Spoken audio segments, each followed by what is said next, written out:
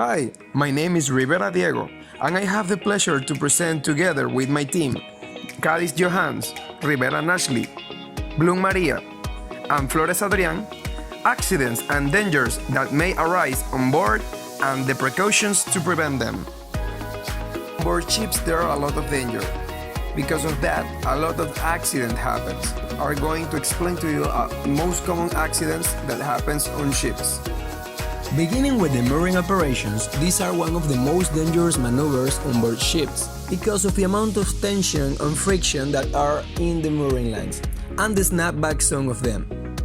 In the image on the left, we can see the amount of damage that can be done to the skin because of the friction and tension between the skin and the line. And this was a minor accident. While in the image on the right side, we can see that the seaman circled in blue was fatally injured when the headline parted as he was approaching to the center lead.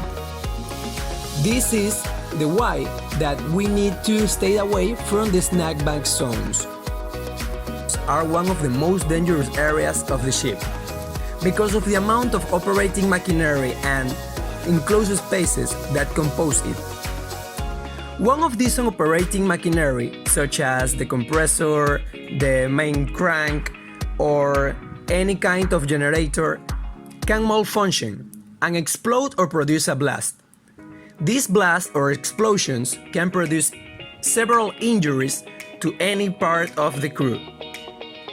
Accidents such as compressor blasts, crankcase explosions, boiler blasts, etc. have caused serious injuries and even death in many cases in the past. Because of this, the personnel that goes down to the engine room always need to put their PPE or personal protective equipment and tell someone that he's going down there. Electrical shock accidents. Just like on land, electrical shocks have also taken several lives on board ships. Unattended electrical connections, exposed wires, and failure in taking basic precaution while handling electrical equipment have led to many unfortunate incidents. Because of this, we have a bunch of different type of recommendations to ensure and prevent different type of accidents of electrical shocks, such as doing periodical checks, checking all electrical motors, wiring, switches, abnormal sounds and variation in temperatures and losing connections. Doing periodical checks on the different plugs, turning off breakers, and using the PPE or the protective equipment, and more. We have enclosed space accidents. This is one of the most common type of accidents on board ships, which has been the result of several casualties and extreme injuries. Such accidents occur mainly when the ship's crew enter a confined space, which is not properly gas-free and has several pockets of toxic or flammable gases. We need to see the left image. We need to first establish a safe entry to the enclosed space. We need to do a safety meeting. And in this safety meeting, we need to establish these 4 points. Ensure the safe of the atmosphere inside the enclosed space. We need to establish that the crew not hesitate to declare emergency.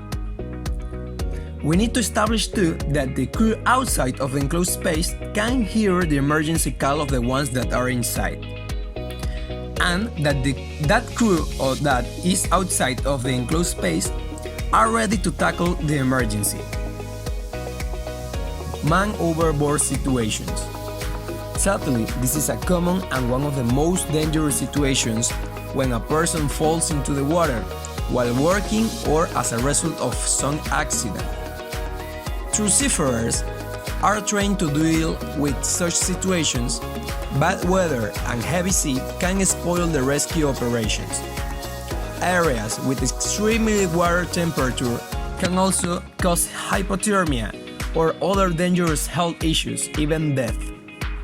Several people have lost their lives in past because of such accidents.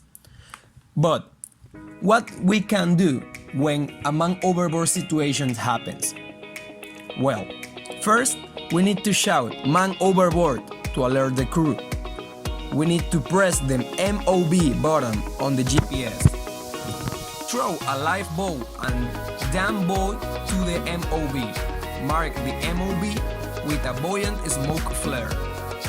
Allocate a crew member to point at the MOB in the water.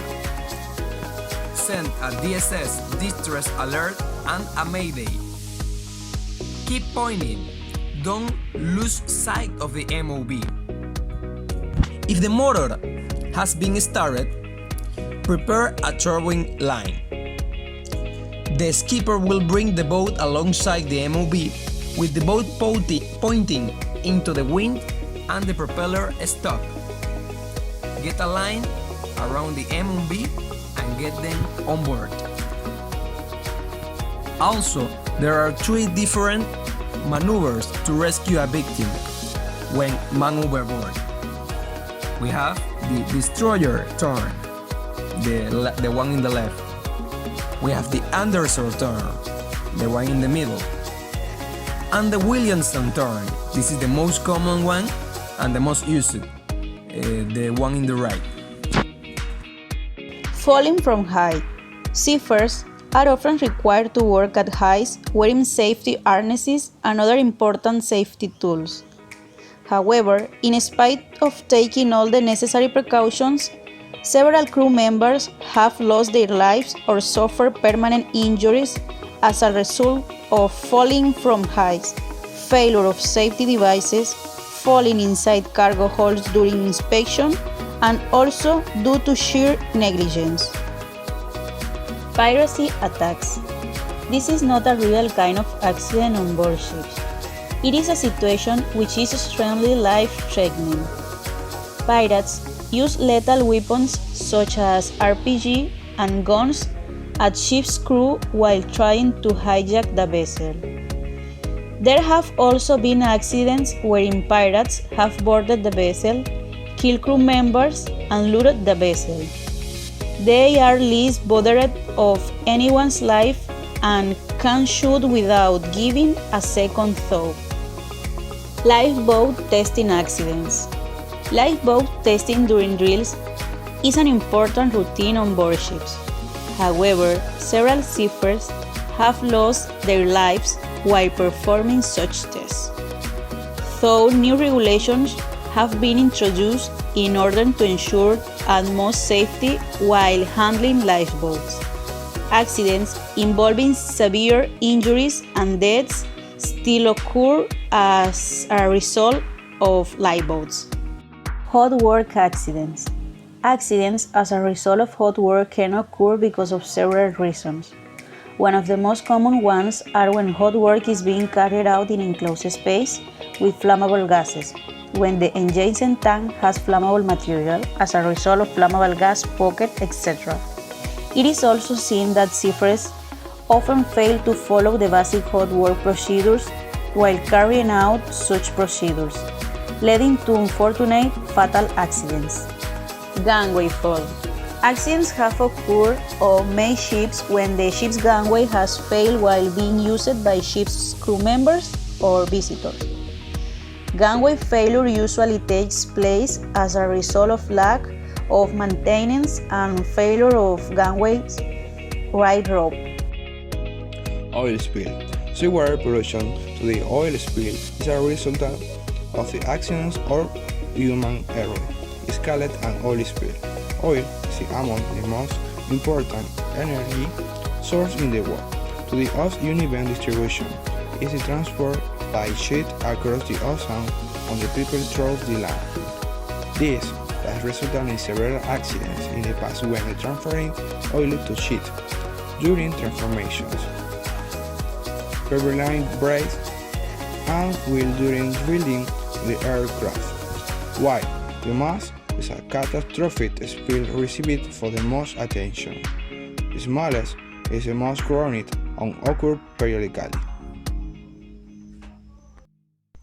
Abandoning ship. The master of the ship is always the over and in charge in the vessels. Even when he and his crew have to leave, abandon the vessel to the accident such as further flooding or collision and growing. When a mischief occurs at the extent to the damage to the ship results abandoning the ship, ordered by the master. The crew must muster and leave the ship within 20 time using lifeboat or life raft. The abandoning ship commanding is one which on the proper light of the PA systems by the masters and aspect to the other emergencies with call for action upon hearing the emergency signal. This is one which is the only acted upon the after receivance of the verbal order from the masters on to the PA systems. If at other means the saving to the vessel and the personnel have been exhausted, is the only then that the ship should be abandoned in the case. Number 1. Inform the engineer on watch by the ship's telephone that the ship is need to abandon it. Transmit other abandoning ship on the PA systems as mentioned above, done only by the master. Number 3. Send out on disturb call. Number 4. Activate the appear and carry to SAR onto survival craft. Number 5. Collect and relevant documents from the bridge. And number 6. The master can arrange to the collection of the documents the ship crews such as CVCs, passports, STCOW, certificates, etc. Heavy weather damage. We should always be prepared for the heavy weather performs. Adverse weather conditions combined with the improper handling can cause damage on the ship. Trading cargo, the environment, or worse, human life. The most common were threats that can damage the vessel and hurricanes, turbocharged, typhoons, and tropical cyclones. The ship's captains should always be aware of the weather forecast when moving in the hazard areas and be ready to properly handle the vessel in the bad weather circumstances indicates violent winds, torrential rains, or increasing waves ever. Preventive action to be taken for weather damage. Number 1. Always load according to the load safety manual. Number 2. The speed of the boat should be adjusted with the course and reducing the speed unnecessary. Number 3. Consideration of the right collision of stability. Number 4. Maintenance of the mooring equipment to be good condition. Number 5. The gate covers and the sail mouth in the waterproofing conditions. Number 6. Officers should be aware, be well trained and manage the about risk. Number 7. Alternative route through a left-right course. And number 8. Commercial vessels facing the great risk to the bad weather are container carriers, heavy lift and ro-ro vessels. For sharks, the most common shark damage in the live cargo haze.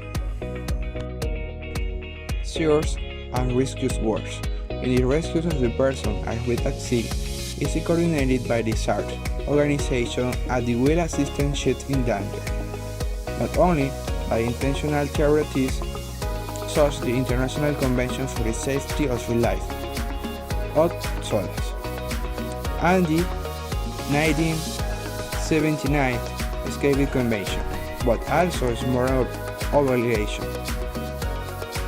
The conventions are developed in the International Search and Rescue Plan to assist in the rescues of the people at sea, wherever the accident occurs, toward coordination with the SAR organizations. STCW specific requirements for the set for training relate on the search and rescue operations. Measures to be taken to ensure the effective SARF operation. Number 1. When receiving a distress call, see your on-board positions, calculate the distance of the stance time to the relief positions. Number 2. Establish communication with the RCC on state container and disarm. Number 3. Prepare emergency boats, storage needs, and crew rescue operations. Number 4. Assistance can be provided following the guidelines in the IMO publications, Manual of the Search and Rescues of Emergencies. Number 5. Medical officers should be prepared for survivors, medical treatment for the food and hot drink provisions. Number 6. The GNDSS officers must continuously listen to the unruly distress signals. And number 7. Notify stakeholders and inform to the officers. Emergencies on board. As you can see here, we have an emergency plan, and every vessel should have one. It's gonna have like the general instructions, the places that you have to go, like your duties during any emergency. Our first emergency is fire. IMO has listed the following basic principles for survival a fire. First, we need the knowledge of fire theory. Second, the regular training.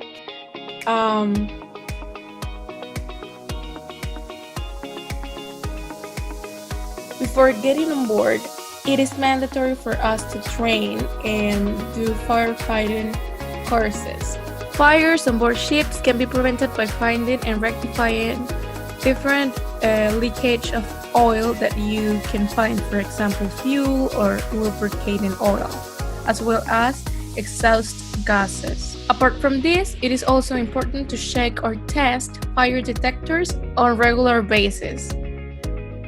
The IMO has created a code for the fire safety, and it's called the International Code Fire Safety System, or FSS code. Here we have the main fire detectors. We have the flame one and the heat one. The classification of fires. Fires are classified according to fuel and most effective extinguishing agent. As you can see here, we have the different types of fire and the types of extinguishers that we can use on board a ship. For example, if we have paper or wood, we're gonna use the Class A extinguishers that can be water, foam, dry powder, or wet chemical. Next, we have collisions. For this, IMO has created the COLREGs, that is the international regulation for preventing collisions at sea. We can avoid ship channels where possible or cross them quickly. Be alert, be seen, especially at night. We need to be aware of the lights at night, as well as the sounds. Know the whistle signals, use the radio, use up-to-date navigation charts, and keep in mind if you survive collision. When in doubt, keep clear. And also, to avoid this, we can always go and see the COLREG that we have on the bridge. Flooding. We can divide this into engine room and cargo hold. In case of flooding on the engine room, the ship engineer should be called immediately and the general alarm should be raised. And also, we should take action to prevent more seawater to enter to the engine room.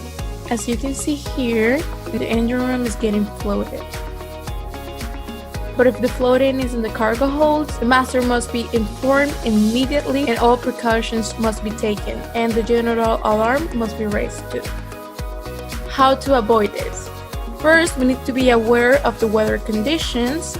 Second, we can check the charts to know the type of seabed that you will find. Keep a proper lookout for the objects like iceberg or any other objects. And also be aware of the VHF in case of any additional measures needs to be taken. Grounding. Emergency actions to be taken in case of a ship grounding. As you can see in the presentation, we have all stakeholders should be notified, inform the port authorities, stop the engine, check for any internal damage that could be caused. We need to use the lights and shapes or sound signals it might depend if it's night or day. If there is any pollution, you need to take control or care of that, and more if it's oil or bunker. Also remember to record the vessel's position, date and time of the accident, and keep the company informed. Best practice to avoid grounding. First, we need a proper passage planning. We also need a vigilant watch keeping, a regular position fix, good bridge resource management, a fatigue management. Also remember to avoid complacency and as well as mentoring. Main engine failure. Actions to be taken in case we lose control. First, we need to inform the master, check for other vessels and navigational hazards in vicinity, broadcast safety or urgency message as appropriate, exhibit not under command shapes or lights or sounds. It might depend if it's night or day. Also, prepare for anchoring if water's depth is suitable. And last but not least, inform BTS or port authorities and stakeholders. Recommendations to avoid this. First, ensure a correct maintenance of all equipment. Do not mix bunkers from two different suppliers in the same tanks.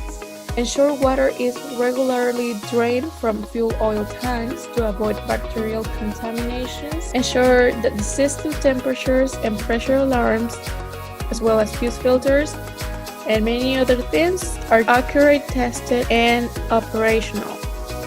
Taking care of personal safety on ships.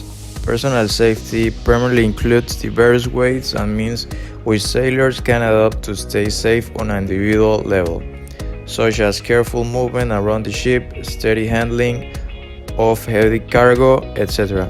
In addition, appropriate use of the equipment is also a part of personal safety on ships. What you have to do when you're working at the height. You must make sure it's properly planned, supervised, and carried out by competent people with the skills, knowledge, and experience to do the job. You must use the right type of equipment for working at the height. Take a sensible approach when considering precautions. Low risk, relatively straightforward tasks will require less effort when it comes to planning, and there may be some low-risk situations where common sense tells you no particular precautions are necessary. Avoid work at height where it's reasonably practicable to do so, and minimize the distance and consequences of fall by using the right type of equipment where the risk cannot be eliminated. Wearing personal protective equipment includes safety helmets, shoes, goggles, air muffs, safety harness, life jackets, life rafts, etc., which is used to safeguard the individual seafarer from any harm. This equipment is mandatory for ships to ensure that there are no fatalities due to the lack of life-saving appliances. The crew also needs to be aware of where the equipment is kept and trained to know how all the appliances are to be used. Working alone. Avoid working alone, but if you have to, maintain a good communication with someone responsible for checking on your safety, and always notify someone else of your intentions and location before you start. Remember to check your radio before leaving the office. Know all the procedures. New crew members joining a ship must be familiarized with their duties and important information about the ship. This is to ensure that the new people on board ship understand their responsibility truly before commencing their duties. It is the duty of the master of the ship to ensure that each new crew member is given proper familiarization training to ensure personal safety and well-being of the ship. The master will designate a qualified person in charge of training new crew members of the ship. Mooring. Mooring is the process of anchoring the ship to the docks, using equipment such as ropes, cables, chains, deadweight anchors, etc. During this process, the passengers must stay away from the mooring area. while mooring goods and cargo ropes under tremendous rain can break and cause damage. The entire area should be cleared before mooring.